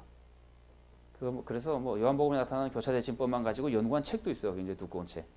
굉장히 많습니다. 우리가 별 생각 없이 넘어갔던 것들 중에 만일에 여러분들이 관심을 가지고 눈여겨보시면은 발견할 수 있는 것이 많습니다. 그냥 참고로 말씀을 드리고요. 여기는 지금 홀교차대칭이 아니기 때문에 그 특정한 부분이 강조되지는 않고요. 은밀히 자라는 씨의 비유에서 특별히 많이 강조하고 있는 것은 사람의 역할이 별로 중요하지 않다고 하는 겁니다. 근데 이 그림이 얼마나 재미있게 바뀌었는가 보세요. 씨 뿌리는 자의 비유에서는 땅의 역할이 중요하다고 했죠, 우선요. 그런데 땅의 역할이 중요하다고 했을 때 그 땅의 역할이 중요한 것은 결국은 실제적으로는 누구의 역할이 중요하다는 겁니까? 말씀을 받은 사람의 역할이 중요하다는 거죠. 그런데 은밀히 자라는 씨의 비유를 가만히 보면은, 은밀히 자라는 씨의 비유 보면은 뭐라고 표현하고 있냐면은 땅이 28절에 땅이 스스로 열매를 맺되 이렇게 돼 있죠. 그러면 여기서 땅이 스스로 열매를 맺는 거는 사람이 잘난 거예요? 하나님이 잘난 거예요? 이거는 또 하나님이 강조되고 있는 거예요. 그러니까 이 그림이 그 해석할 때, 그러니까 이 경직된 해석이 굉장히 위험해요. 한 곳에서 씨가 무엇이었고 땅이 무엇이었으면은 모든 것이 다 그걸 다 접목시키고 그러면은 안 됩니다. 그 문맥에서 강조하고자 하는 포인트가 무엇인가를 찾아서 거기에 맞춰서 해석할 수 있어야 됩니다. 그래서 조금 이렇게 변경이 되어 있어요. 그렇게 그거는 변경이 되어 있지만 그 메시지의 성격은 씨 뿌리는 자의 비유에서는 사람의 책임이 더 강조되어 있습니다. 우리가 어떻게 응답하느냐, 하나님 말씀을 할 때 어떻게 응답하느냐에 따라서 열매를 맺는 사람이 되고 우리가 구원을 받게 되고, 우리가 열매를 맺으면 어떻게 됩니까? 우리가 열매를 맺는 걸 통해서 어떻게 되냐면은 겨자씨 비유처럼 하나님 나라가 지금은 시시하지만 나중에 굉장히 크게끔 되는 것으로 이렇게 이어지게 되는 거예요, 메시지가. 그런데 은밀히 자라는 씨의 비유에서는 사람의 책임이 너무 강조돼 가지고, 사람의 책임이 강조되면은 소위 우리가 교리적으로 표현할 때 율법주의가 됩니다. 사람의 책임이 강조되면은 사람이 무엇을 해야지만 구원받는다, 무엇을 해야지만 하나님 나라 건설된다, 이런 식으로 얘기하는 것은 인간의 책임이 강조되면서 율법주의화 돼가지고 하나님의 은혜가 무시되거든요. 근데 그거를 곧바로 이 마가복음의 저자는 예수님의 비유를 구성할 때 은밀히 자라는 씨의 비유를 거기다 집어넣어가지고 율법주의가 못되게 만드는 거예요. 네가 아무리 야단법석을 떨어도 씨가 자라는 건 다 하나님의 은혜로 자라는 것이다. 그러니까 이 두 가지의 조화를 우리가 이제 이해할 수 있어야지 교인들도 제대로 신앙생활을 할 수 있고, 목사님들도 거기에 대한 적절한 뭐라 그래야 될까요? 보완 작업이 필요하겠죠, 그죠? 목사님들도 교회에서 설교하시다 보면 가끔 그런 고민이 되시죠. 오늘 설교에서 이걸 막 강조하고 나면은 이건 잘하는 사람에게는 좀 곤란하다. 예를 들면은 어떤 목사님이 그러더라고요. 신앙생활은 뜨겁게 열심히 해야 되는 겁니다. 그래서 막 몸바쳐 일하고 막 그렇게 설교하고 나면은 이상하게 너무 뜨거운 사람이 더 뜨거워지고 차가운 사람은 계속 변화가 없고, 그래서 이게 그 정도면 딱 신앙생활을 이제 정확하게 해석하면 그렇지는 않겠습니다만, 제가 말씀은 너무 뜨겁다는 거는 만사제쳐놓고 교회 일만 하는 사람들 있잖아요. 그런 사람들은 그 말씀에 은혜 받아가지고 더 가족을 내버리고 더 교회에 막 나오고, 그런 식이 되는 우려가 생기는 것처럼 항상 무슨 말씀을 전했을 때 한 가지가 너무 강조되고 나면은 생길 수 있는 어려움들이 있잖아요. 그래서 제가 나중에 그런 말을 좀 썼습니다만, 이 말씀만 보더라도 얼마나 마가복음을 읽다 보면은 사람이 한쪽으로 치우치지 않게끔 보완을 잘 해주느냐. 이게 누가복음 같은 걸 봐도 그래요. 은혜가 강조됐다가는 인간의 책임이 강조되고, 책임이 강조됐다가는 은혜가 강조되고, 그래서 한쪽으로 치우치지 않도록 굉장히 말씀이 잘 구성되어 있습니다. 그래서 마가복음으로 만일 여러분들이 씨 뿌린 자의 비유를 설교를 하시려면은 씨 뿌린 자의 비유를 설교를 하시면서 그 설교 안에다가 겨자씨 비유나 은밀히 자라는 씨의 비유의 중요한 메시지를 살짝 집어넣어 가지고 그 자체가 구조를 균형을 잘 잡게 만들든지, 아니면은 아예 시리즈로 씨 뿌린 자의 비유를 설교한 그 다음 주에는 반드시 은밀히 자라는 씨의 비유와 겨자씨 비유를 같이 설교해 가지고 그거 있잖아요. 미니 시리즈. 그래서 미니 시리즈 2부작. 그래서 설교가 한 번에, 그러니까 그 다음 주에 그 사람은 꼭 나와야 되게끔. 그래서 치우치지 않는 성경이 이렇게 구조를 잘 해놓은 거를 우리가 자기 입맛에 고르다 보면 사고가 나거든요. 그래서 저는 목사님들도 그렇게 생각하시는 분 많지만 강의 설교가 참 안전하고 좋다고 생각합니다. 강의 설교의 장점 중에 하나는 하기 싫은 것도 해야 되잖아요. 그 본문은 좀 피하고 싶은데 할 수 없이 해야 되잖아요. 하면은 설교자가 제일 은혜를 받죠. 그래서 어느 선교사가 누가복음 강의 설교를 하다가요, 아프리카에 가서 하다가 6장에 가서 안에 뛰어먹어 버렸대요. 6장 20절부터. 왜냐하면 뭐 달라는 대로 주라 뭐 이런 게 나오니까. 아프리카 사람들이 와가지고 선교사들이가 얼마나 새로운 걸 많이 가지고 있으니까. 그래서 달라는 대로 다 주면 안 되니까 띄워먹고 넘어갔다 그러는데, 강해 설교는 그걸 못 하잖아요. 사실은 띄워먹을 수가 없잖아요. 아, 목사님 왜 거기는 안 합니까? 그래서 그분이 회개하고 다시 설교를 했대요. 설교를 했더니 진짜로 사람들이 다 달라 그러더래요.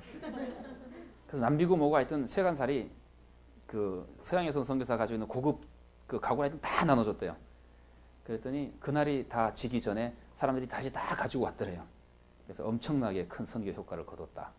사람들이 선교사 진짜 선교사라고. 자, 여기 이제 그 강조된 내용은 제가 지금 말씀으로 다 설명하지, 아까 말씀드린 대로 일일이 다 설명하지 못하는 외부 지식에서 하나님의 역사가 강조되고 있다고 하는 것, 이 스스로라는 단어나, 이제 이래서 이 은밀히 자라는 씨의 비유만 딱 보면은 하나님의 역사가 강조되어 있고 사람은 아무것도 안 하죠. 아무것도 안 하는 것 같죠. 자고 뭐 깨고 하는 동안에 촥 열매를 맺어서 맺었다. 그러면은 그것만 봐가지고 하나님의 은혜를 강조하려면은 뭐가 걸리느냐 하면은 씨 뿌린 자의 비유가 걸리는 겁니다. 조금 전에 네가 마음이 그 모양이고 네가 박해 때 도망 다니고 그래가지고는 아무런 열매도 못 맺을 것이다 그랬는데, 그 말씀이 이 은밀히 자라는 씨의 비유를 살려주는 겁니다. 그러니까 오해하지 못하도록. 그리고 이제 그렇게 놓고 은밀히 자라는 씨의 비유를 가만히 보면은 은밀히 자라는 씨의 비유에도 씨 뿌린 사람이 나오잖아요. 사람이 씨를 뿌리긴 뿌리거든요. 그 다음에 끝날 때는 무슨 일이 생기냐면은 추수 때가 되었다. 근데 추수는 무엇을 상징하죠? 교회 성경에서 종말과 심판을 상징하잖아요. 그러니까 벌써 하나님의 은혜로 자랐다고 하는 것으로 끝나지 않고 이거는 이제 부차적인 겁니다. 부차적으로 그래도 누군가가 뿌렸고 심판 때가 되면은 그 자란 거에 따라서 다 심판을 받는다고 하는 것이 그 사람을 함부로 하지 못하게끔 만드는 그 소위 말하는 안전판 역할을 해주고 있는 겁니다. 그러나 이제 역시 핵심은 하나님의 은혜를 강조하는 겁니다. 그 다음에 그 3장 30절부터 32절에는 소위 말하는 겨자씨 비유인데요. 겨자씨 비유도 그 심길 때는 아주 작으나, 겨자씨는 그 사람들이 속담으로 쓰는 거죠. 제일 작은 거를 가리킬 때. 우리는 속담으로 쓸 때 제일 작은 게 보통 뭐죠? 좁쌀이요? 좁쌀은 너무 큰데요. 겨자씨에 비하면. 깨알이란 말도 가끔 쓰죠. 깨알 같은 글씨 뭐예요. 어쨌든 우리가 쓰는 것처럼 그 사람들 겨자씨는 작은 거를 상징할 때 쓰는 것이고, 그런데 마침 그 겨자가 자라면 굉장히 커진단 말이에요. 겨자가 커지면은 나무가 됩니까? 네, 겨자는 나무가 아닙니다. 나물입니다. 나물. 근데 왜 그렇게, 여기서는 뭐 나무라는 표현 안 썼습니다만 다른 부분에서 이렇게 쓰고 있는데, 그건 아마 어떤 그 강조를 위한 어떤 문학적인 기법이라고 보는 게 좋겠습니다. 그래서 굉장히 그 상당히 많이 자란다 그래요. 막 3-4m씩까지도 막 자란다 그러는데, 그래서 이거는 대조를 통해서 처음에는 시시하지만 나중에는 굉장히 커지는 것이다. 뭐 이런 그 대조를 통해서 여기서도 그 겨자씨가 땅에 심긴다는 표현이나 이런 것들을 통해서 그 인간의 역할이 약화됩니다. 인간이 갖다 심은 것이 중요한 것이 아니라 씨는 심긴 것으로 수동태로 나타나고 땅에 대한 얘기도 별로 하지 않습니다. 그래서 결국은 이 비유는 씨의 생명력을 강조합니다. 하나님 나라 자체가 가지고 있는 힘. 그러니까 은밀히 자라는 씨의 비유가 조금 비슷합니다. 그러나 강조점이 조금 모습이 조금 다른 거죠. 생명력이 강조되고, 그래가지고 이 겨자씨 비유는 하나님 나라가 결국은 승리하게 된다고 하는 거에 대해서 격려해주는 메시지를 가지는데, 겨자씨 비유만 가지고 목사님들이 설교를 하실 때 겨자씨 비유만 가지고 하나님 나라가 지금 약해 보이지만 커질 것입니다 하고 설교하고 나면은 교인들이 참 좋긴 한데, 기분이 굉장히 좋은데 뭔가 할 일이 조금 없는 것 같은 생각이 들잖아요. 그것을 어떻게 보완할 수 있는 겁니까?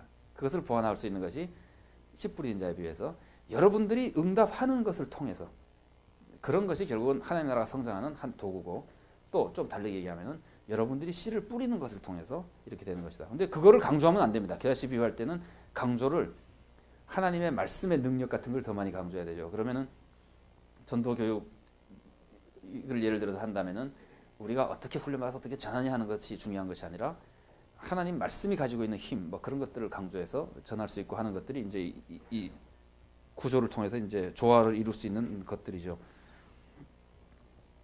33, 34절은 이 결론 부분이고요. 시간이 꽤 많이 남은 것 같지만 제가 서두르고 있는 이유는 이 문맥 연구를 조금 자세하게 할 수 있으면 하려고 해서 그렇습니다.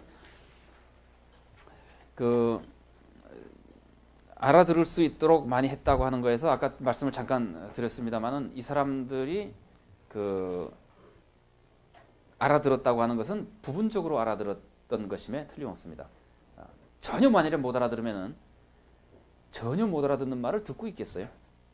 물론 이제 병 고침을 받으려고 요거 끝나고 나면은 난 병 고쳐야지 그러고 있을 수는 있지만 예수님께서 하시는 것들을 그 사람들이 가지고 있는 상식으로 조금씩 알아듣고 그리고 결국은 알아듣게 하는 것이 목적이기 때문에 지금은 부분적으로 알아듣게 하면서 일시적으로 하는 것으로 보는 것이 중요합니다. 왜냐하면 예수님께서 알아들을 수 있다는 듯한 암시를 조심해서 들으라든지 이걸 왜 못 알아듣냐든지 이런 말씀을 계속 하시는 것을 볼 때 가능성을 보여주고 있기 때문에 그렇습니다. 그러나 제대로 외인들이 다 알아듣지는 못합니다. 자, 문맥 연구 부분을 조금 살펴보도록 할게요. 서론은 이제 배경을 알려주는 것이고요. 그 다음에 이제 씨 뿌리는 자의 비유에서 중요한 요소는 땅입니다. 그러니까 첫 번째 강조되는 것이 땅입니다. 땅이 어떤 종류냐에 따라서 열매 맺는 것이 달라집니다. 그래서 이거는 집중적으로 강조하는 것이 사람의 책임을 강조합니다. 요게 목사님들이 양식 비평 같은 것들을 많이 익히셨을 것이고 양식 비평에서 말하는 씨 뿌리는 자의 비유를 많이 말씀하셨을 것이기 때문에 양식 비평과 제가 예를 들어서 비교를 하면은 양식 비평에서는 구전 단계 삶의 자리를 따지잖아요. 양식 비평에서는요 초대교회 삶의 자리가 초대교회라고 하는 게 뭐 급성장하지 않고 이렇게 여러 곳에 흩어져 있는 작은 교회들 아니에요. 작은 교회들 뭐 가정교회도 있고 사람들이 나가서 전도하면은 전도되지도 않고 조금 한 것 같은데도 또 도망가 버리고 이렇게 신앙생활이 잘 안 되는 그 교회 안에서 초대교회 그 삶의 자리에서 이 말씀을 자꾸 반포해서 설교한 이유는 전도를 하면은 전도가 잘 안 되는 사람들도 있습니다. 그러나 결국은 전도되는 사람들이 있고 열매 맺는 사람들이 있어서 우리 교회는 부흥될 것입니다. 아니 하나님 나라는 성장할 것입니다. 이런 메시지로 했다고 양식비평에서 하거든요. 그것도 굉장히 가능성이 많고 좋은 메시지라고 생각되는데 우리가 그런 삶의 자리를 굳이 안 따져도 이 처음에 제가 말씀드렸던 대로 대조라고 하는 실패와 성공의 대조라고 하는 거하고 겨자씨 비유로부터 회상을 통해서 여기서 그 메시지를 발견할 수 있습니다. 그러나 최종 본문을 중요하게 생각하면요. 초대교회 삶의 자리에도 뭐 100% 정확한 것도 아니지만 만일에 그게 맞다 하더라도 최종 본문을 중요하게 생각하면 이 최종 본문에서 강조하는 것은 지금 교인들이 신앙생활을 제대로 하지 않는 것이 더 문제인 거예요. 이거를 초대교회와 최종 본문과의 비교를 이렇게 한번 해볼 수 있습니다. 목사님들이 교회를 개척하셨다 그래 보세요. 처음에 개척하면은 개척 멤버 10명 이렇게 모여가지고 제일 많이 하는 게 전도겠죠, 그죠? 막 전도하고 나가서 전도하는데 전도가 잘 되느냐 안 되느냐에 어떻게 말하면은 가장 많은 관심을 가지고 있잖아요. 그런 상황일 때는 꼭 옛날 초대교회인 것과 비슷한 겁니다. 삶의 자리가. 그래서 이 비유가 주어져도 전도해라 잘 된다 결국은 잘 된다 하는 격려의 메시지가 되고 그 다음에 교회가 그래서 한 200명쯤 되고 나면은 그때는 10명 모였을 때 밥만 먹으면 전도하던 거하고 다르게 200명쯤 모이면은 뭐 예수를 믿는 사람인지 안 믿는 사람인지 모르는 사람도 있고 나가서 뭐 나쁜 짓 했다고 고발이 들어오기도 하고 막 이래서 속썩이는 교인들이 생기잖아요. 그래서 교회가 좀 안정되고 나면은 죄송합니다. 재정적으로나 수적으로나 좀 안정되게 되면은 정말 예수 믿는 사람처럼 사느냐 안 사느냐에 관심을 가지게 될 가능성이 굉장히 많습니다. 그러니까 예를 들면은 똑같진 않아도 예를 들면은 그 상태가 이 마가복음이 기록될 상태에 더 가깝다고 볼 수 있습니다. 그러니까 30년 40년 대 막 전도하고 박해받고 막 이러면서 할 때가 아니라 조금 이제 교회가 막 자리 잡아갈 때 그때 교회에서 이렇게 탁 보니까 이거는 도대체 예수를 믿는지 마는지 우리 30년 때는 안 그랬는데 얘들은 왜 이러는지 이런 염려 속에 이 사람들이 너희들 그러면 안 된다. 그래서 같은 비유가 이 사람들에게 메시지는 돌밭 같은 사람이 되지 마라. 길가 같은 사람이 되지 마라는 것이 되거든요. 근데 실제로 이 최종 본문의 문맥에서는 역시 강조되는 것이 땅이에요. 그래서 우리가 제대로 응답해야 된다. 하나님 말씀에 대해서. 그게 이제 강조되면서 사람의 책임이 강조되고 있는 겁니다. 그리고 아까도 말씀드렸습니다만 그러면은 응답을 제대로 하고 열매를 제대로 맺는 건 어떻게 하는 겁니까? 그거는 바로 앞에 문단에서 가르치는 대로 말씀을 듣고 말씀대로 사는 것이다. 3장 31절부터 35절이 가르치는 대로요. 그 다음에 이 씨 뿌리는 자의 비유하고 은밀히 자라는 씨의 비유하고를 아까 말씀드린 대로 연결을 시켜보면은 은밀히 자라는 씨의 비유는 하나님 나라의 성장을 보여주면서도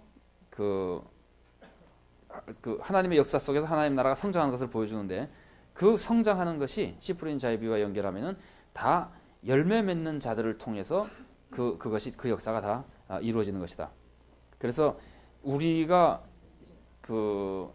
좋은 밭이 됐다. 예를 들면은 나는 옥토여서 열매를 맺는다고 하면은 그 열매가 예수님의 참 친척이면서 참 신앙인이면서 우리가 가지고 있는 다른 외부 지식과 다 합쳐서 결합시켜 볼 때 그것이 구원받는 신앙생활이죠. 그죠?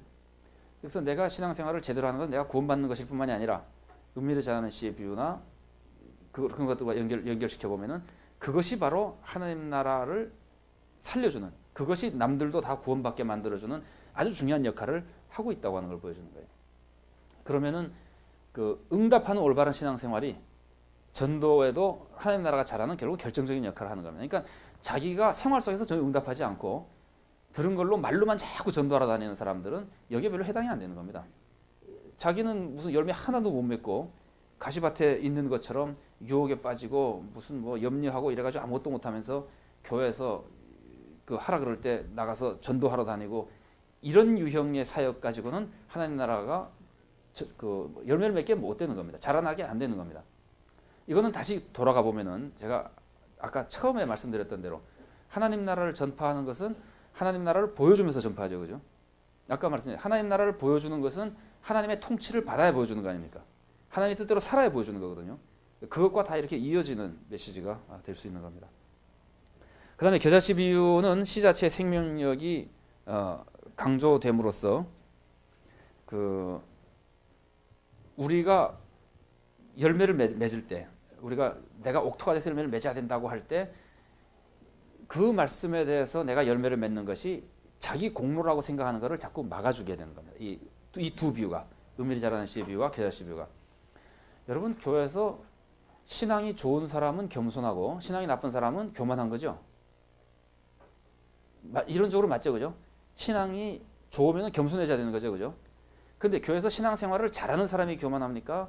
신앙생활을 잘 못하는 사람이 교만합니까? 나가서 나는 지난달에 200만 원을 구제연금 했습니다. 이 사람하고 나는 그거 못하고 술만 마셨는데요. 이 사람하고 누가 교회에서 잘난 척합니까? 그거 이상하죠. 그러면 신앙이 좋은 사람이 교회에서 겸손할 것 같은데 신앙생활을 잘하는 사람이 신앙이 나쁘잖아요. 교회 오면은. 이게 우리들의 고민이거든요. 굉장히 심각한 아이러니거든요. 이 아이러니를 해결해 줄 수 있는 것이 이 두 비에 섞여 있다 이거예요. 옥토를 가지고 있는 사람이 나는 열매를 맺었습니다. 그럴 때 은밀히 자라는 씨의 비유를 가지고 말하는 겁니다. 그건 네 잘나서 그런 거 아니다. 벌써 하나님이 잘하게 해주신 것이고 겨자씨 비유에서 말하는 그 말씀이 생명력이 있어서 그런 거지 네가 한 게 뭐 있냐. 그러면 바울이 말하는 것처럼 우리가 가진 게 뭐 있느냐. 다 받은 것인즉 왜 자랑하느냐. 이런 말씀이 나오는 거죠. 아니면 거저 받았으니 거저 주라 이런 말씀들이 다 나오는. 그러니까 은혜를 가지고 율법주의를 막아주는 역할을 이 두 비유가 이제 하게 되는 거죠. 그래서 이 앞뒤 문맥을 이해하면서 성경을 우리가 해석 이해하고 교인들을 지도해야 된다고 하는 것이 그런 함정을 한 가지를 강조해서 그 방향으로 성장하게 하는 것은 좋은데 거기 빠지는 함정. 여러분 올바르게 사는 것이 신앙생활의 핵심이잖아요, 그죠? 올바르게 사는 게 얼마나 무서운 건지 아세요? 올바르게 사는 것이. 사도 바울이 그랬잖아요. 내가 이전에 자랑하던 것을 전부 배설물처럼 여기고 심지어 해로 여겼다. 바울이 해로 여긴 거는 무슨 옛날에 자기가 나쁜 짓 하던 겁니까? 다 율법 지키고 예배 잘 드리고 그랬던 거예요. 근데 바울이 그걸 왜 해로 여기겠어요? 그걸 바울이 해로 여기는 이유는 그것 때문에 그리스도의 은혜를 잘 못 깨닫는다. 아, 내가 그것 때문에 구원받는구나. 그런 생각하게 된다는 거예요. 그러니까 모든 것은 해로 여기고 그 해로 여기는 거는 그리스도의 은혜를 알려 함이라 그러죠. 그죠? 그리스도의 은혜에 동참하기 위해서거든요. 그러니까 그 율법의 제일 무서운 거는요. 율법의 제일 무서운 거는 율법을 잘 지켰을 때가 제일 무섭습니다. 안 지켰을 때보다. 좀 이상하죠. 그런데 우리가 잘 아는 내용이죠. 그런 것들을 막아주는 역할을 이것이 이제 해준다는 거. 인간을 강조했던 사람 모습 속에서.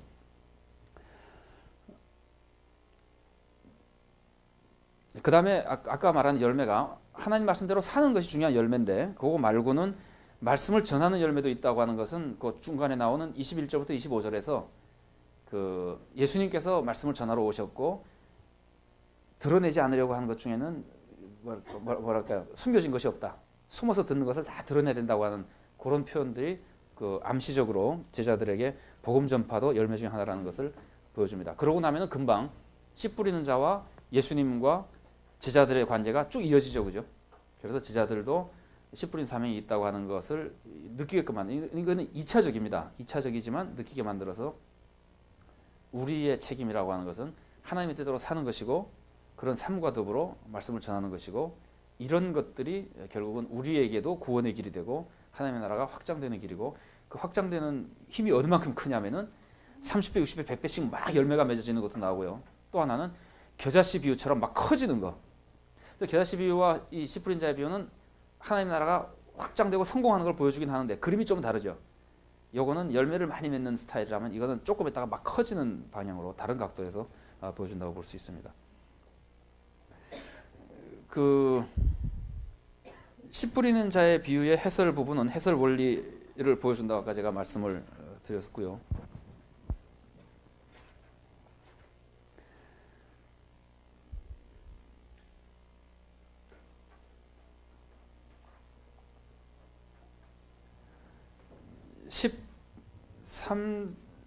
그 13절에서 20절에 그 씨 뿌리는 자의 비유 해석 부분이 겨자씨 비유의 해석에 영향을 미치는 모습을 본다면은 겨자씨 비유는 물론 하나님 나라가 작게 시작했다가 크게 되는 것을 의미하기도 하지만 그 씨라고 하는 것이 아까 하나님의 말씀을 상징했잖아요, 그죠? 그래서 하나님 나라가 확장되는 것은 하나님의 말씀에 의해서 되는 것이다 하는 이미지를 보여줍니다. 제가 좀 왔다 갔다 하면서 하다 보니까 이미 말씀을 좀 조금씩 드린 부분이긴 합니다만은 21절부터 25절에서도 이제 예수님께서 비유로 말씀하시는 그 설명을 해주고 있는데 아까 말씀드린 대로 일시적으로 못 알아듣게 하는 것이고 그 다음에 그 일시적으로 못 알아듣는다고 하는 말은 달리 얘기하면은 다음에는 알아들을 수 있다는 것을 암시하잖아요. 지금 그 10절부터 20절, 12절에서 내가 너희들에게 저 사람들에게 다 비유로 말하는 것은 알아듣지 못하게 하기 위해서 비유로 말하는 것이다. 그랬는데 21절부터 25절에서는 내가 숨기고 있는 것들은 다 드러내기 위해서 하는 것이다. 그러면은 언젠가는 드러낸다는 것이고 못 알아듣는 것도 이 사람들이 일시적으로 못 알아듣는다는 말인데 그 말은 거꾸로 얘기하면은 언젠가는 알아듣는다는 얘기를 하잖아요. 그래서 그 말씀을 계속 전하도록 격려하는 것 중에는 못 알아듣는 사람이 있지만 세 가지 밭이 있어서 못 알아듣고 열매 하나도 못 맺는 사람들도 있지만 열매를 맺는 사람들이 있어서 말씀을 전해야 된다는 격려도 되고요.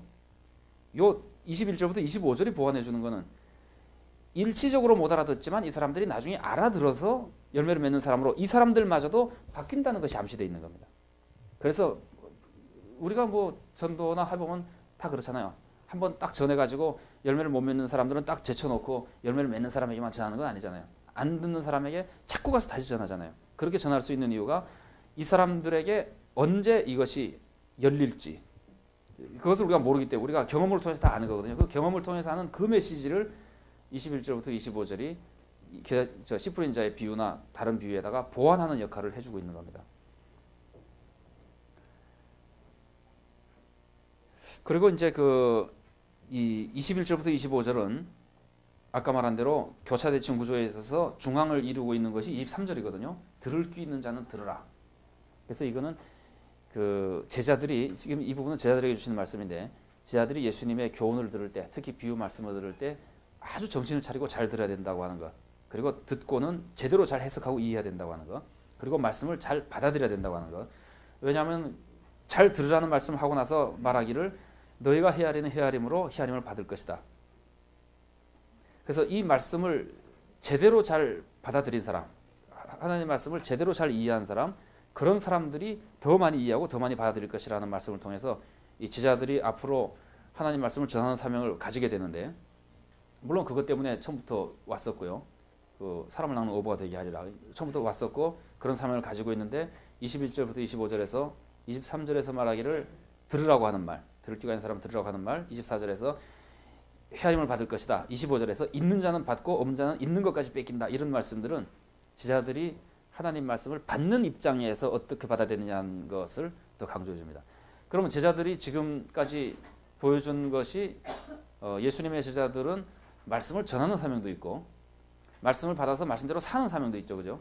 근데 그것과 더불어 말씀대로 살기 위해서도 말씀을 잘 받고 이해해야 되지만 말씀을 잘 받고 이해하는 것이 있어야지만 그 자신의 신앙도 더 많이 받아들이고 더 많이 이해할 수 있도록 성장되고 그것이 또다시 말씀을 전하고 바르게 사는 것으로 이어지는 아주 중요한 역할을 하는 거죠. 그러니까 여기 뭐 목사님들이시니까 당연히 그런 사명 때문에도 그러지만 우리가 주님의 말씀을 주위에서 듣고 잘 이해하려고 노력하고 잘 받아들이고 잘 이해하고 하는 것은 이런 사역들과 이어져 있는 굉장히 중요한 사명이라고 볼 수 있습니다. 그게 나의 성장이나 하나님 나라의 성장이나 말씀 전파나 하나님 뜻대로 사는 것이나 이런 것들과 다 이어져 있는 굉장히 중요한 한 요소를 차지한다고 볼 수 있습니다. 21절부터 25절이 그런 격려의 말씀, 열심히 말씀을 듣도록 이해하도록 배우도록 격려해 주는 역할을 하고 있습니다.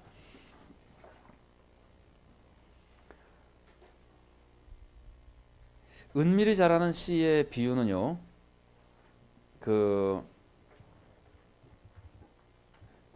철저하게 하나님의 은혜를 강조함으로써 인간의 책임을 지나치게 강조하지 인간의 책임이 지나친 것을 보완해주는 역할. 아까도 제가 쭉 말씀드렸던 대로. 그리고 물론 은밀히 자라는 씨의 비유는 씨 뿌린 자의 비유에 비교하자면은 씨가 어디에 뿌려진 거예요? 당연히 옥토에 뿌려진 거죠, 그죠? 그래서 하나님의 은혜와 인간의 책임을 같이 해주기도 하고 삶으로 응답하는 것이나 말씀 전파로 응답하는 것의 중요성을 같이 설명해 주기도 하고 이 은밀히 자라는 씨의 비유와 겨자씨 비유는 아까 처음에 말씀드렸던 대로 씨 뿌린 자의 비유와 대응되는 두 비유가 합쳐서 대응되고 있는 모습을 갖추고 있거든요. 그래서 쌍이라고 부르지는 않습니다. 그 메시지가 똑같지 않기 때문에 쌍이라고 부르지는 않으나 유사한 메시지를 가지고 하나의 단위를 형성하면서 하나님 나라의 성취에 대해서 하나님 나라의 성취라는 주제를 가르쳐줍니다. 그 주제를 가르쳐주는데 은밀히 자라는 씨의 비유는 하나님 나라가 누구에 의해서 성취되느냐. 거기 땅이 스스로라고 할 때 아까 제가 말씀드렸죠. 자세하게 말씀 못 드렸습니다. 스스로라는 단어 자체가 그 사람들이 가지고 있는 외부 지식에 의해서 하나님의 역사를 표현할 때 쓰는 단어라는 말이에요. 땅이 스스로 맺었다고 하는 것은 땅을 강조하는 것이 아니라 하나님의 역사를 강조하는 거예요. 그러니까 하나님의 나라가 누구에 의해서 되느냐 하는 것을 은밀히 자라는 씨의 비유가 보여준다면은 겨자씨 비유는 얼마나 커지느냐, 하나님 나라가 얼마나 위대하게 성취되느냐 하는 것을 보여줌으로써 서로 이제 보완해주고 있다고 볼 수 있습니다. 겨자씨 비유는 아까 말씀드린 겨자씨가 커지는 모습, 이거는 씨 뿌리는 자에 비해서 열매가 많이 맺어지는 모습과 대응되면서 하나님 나라의 위대함을 강조하고요. 제가 아마 여기는 별로 안 썼는지 모르겠는데 겨자씨 비유에서 한 가지를 덧붙인다면은 새들이 오잖아요, 나중에. 아까 제가 말씀드렸죠. 새가 보통 뭘 의미한다 그랬죠? 이방 족속들. 그래서 다니엘서 보면은 느부갓네살 꿈 얘기할 때 새들이 깃들이게끔 되고 뭐 이러는 얘기들이 나오죠. 그래서 이 새들이 깃들인다고 하는 것이 굉장히 널리 전파되고 많은 사람들을 받아들이는 것을 상징하거든요. 그러면은 겨자씨 비유에서 하나님 나라가 커지면은 새들이 깃들인다. 이 말은 달리 얘기하면은 하나님 나라가 이방 사람들 여러 사람들에게 계속해서 전파돼야 된다. 그런 의미가 있잖아요. 그러면 그 의미가 씨 뿌리는 자의 비유에서 씨 뿌리는 사람이 씨를 뿌리러 나가서 뿌릴새 어디다 뿌리는 겁니까?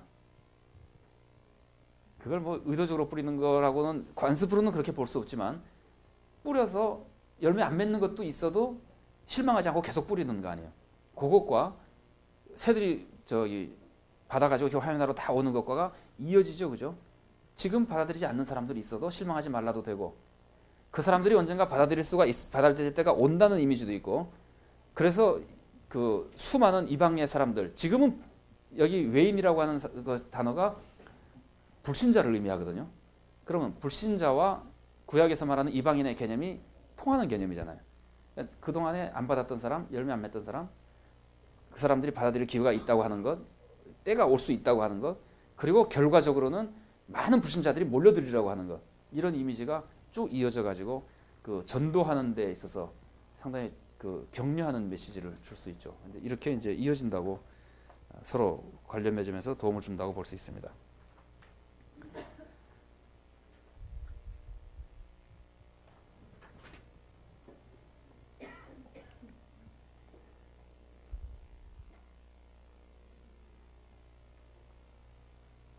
그러면은 이 마가복음 전체 안에서 이 4장 1절부터 34절이 어떤 역할을 하겠는가에 대해서 조금 말씀을 생각해 본다면요. 열매 못 맺는 자들이 있다고 하는 것과 그들이 왜 열매를 못 맺는지를 가르칩니다. 그 중에는 이 해석을 통해서 보자면은 이해하지 못했기 때문에 못 받아들이는 사람도 있고, 박해 때문에 열매를 맺지 못하는 사람도 있고, 유혹이나 염려 때문에 열매를 못 맺는 사람들도 있습니다. 그러나 이런 사람들이 있었기 때문에 예수님의 사역이 지금은 굉장히 연약해 보이는 겁니다. 지금 우리가 보는 기독교만큼의 세력이 있는 것이 아니잖아요. 그때는요. 그렇게 해서 예수님 당시에는 더 연약해 보였고 70년 정도 돼도 아직 대수롭지 않습니다. 교회가.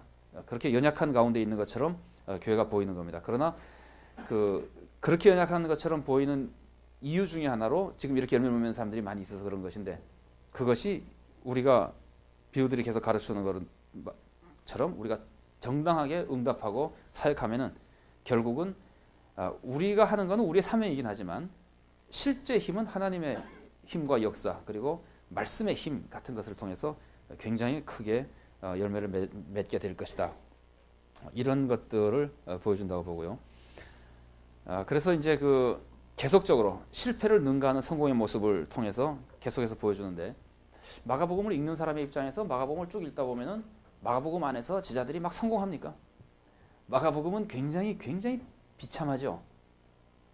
마가복음은 제자들이 막 무너지고 막판에 가서 형편없어지잖아요. 그렇게 해서 마가복음이 지금 끝나버렸는데, 마가복음의 독자는 이걸 읽으면서 어떤 걸 느끼게 될까요? 이렇게 됐어도, 왜냐하면 그 이후에 교회가 제자들이 회복된 것을 다 알잖아요. 그러니까 이 씨 뿌리는 자의 비유는 마가복음에서 끝나는 것이 아니라, 지금까지 말씀드린 비유는 마가복음에서 제자들의 모습이 무너진 것까지를 넘어서서 보여주기 때문에 여러 가지 격려의 의미를 주죠. 이 제자들마저도, 사도들마저도 돌밭 같은 이런 실수를 저지르고 나중에는 배반하고 이렇게 형편없이 굴었지만, 사람이 할 수 없는 것들을 하나님께서 계속 하신다고 하는 것을 경험을 통해서 이미 알고 있는 거 아니에요.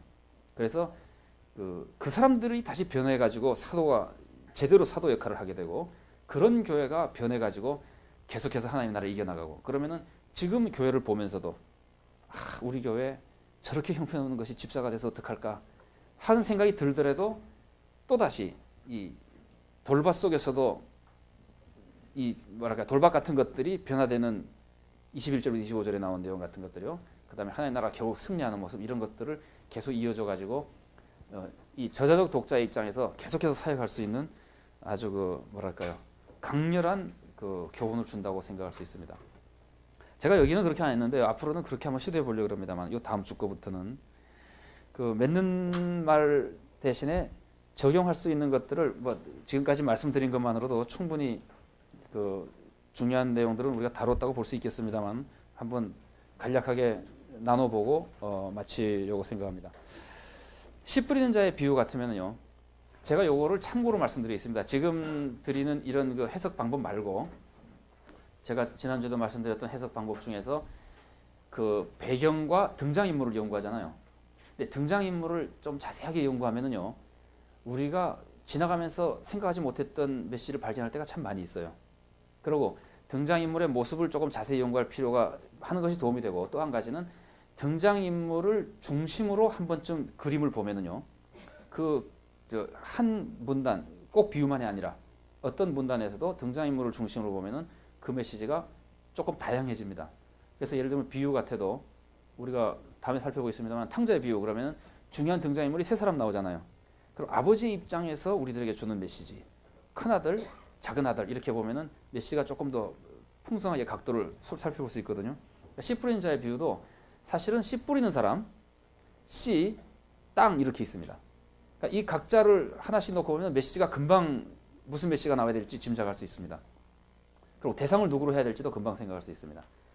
교사 헌신 예배를 드리러 가서 설교를 해야 된다 그러면 누가 주인공이 돼야 되겠어요? 교사 헌신 예배. 씨 뿌리는 사람이 되는 것이 우선적으로 좀 직접적이 되겠죠, 그죠?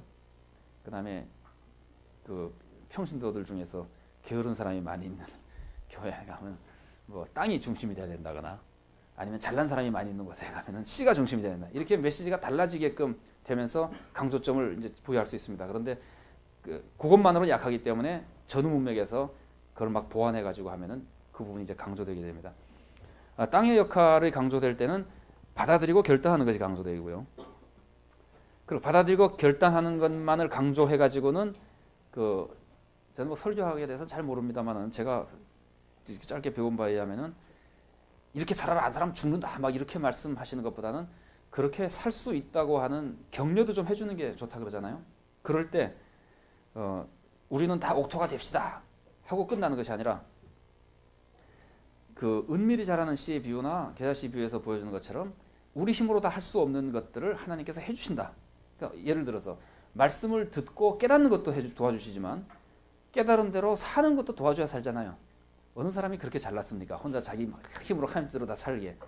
그러니까 그 도움에 대한 격려도 해주고 이런 메시지들이 조금 더 그 은밀히 자라는 씨의 비유나 아니면 반드시 이긴다. 하나님이 도와주신다는 메시지는 은밀히 자라는 씨의 비유에서 나오죠, 그죠?